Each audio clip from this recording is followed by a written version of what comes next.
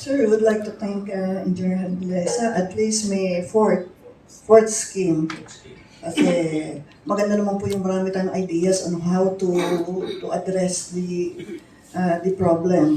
So I think Engineer Lesa was there when the consultant presented his schemes. And malaking help po yun. Maganda naman yung inano kasi one of the problems we are having is that pag talaga nagdagdag kami ng file, we have to remove yung deck. Kasi hindi po ma-contain, hindi po kasya yung yung equipment namin gagawin. And tama naman po yung sabi niya, if there will be vibration, talagang baka something will be, the structure will be affected.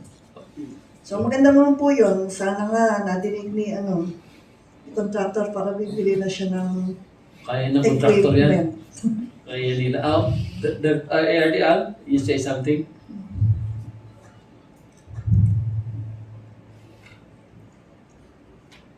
Ang gandang pakinggan na matutulungan yung mga civil engineers, especially for Iloilo. And tama nga si Ma'am na the more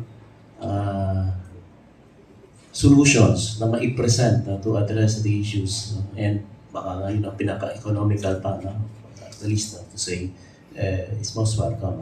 And it's good to hear also that the consultant that was hired was also conversing with our expert here in Iloilo. So this is most welcome for us.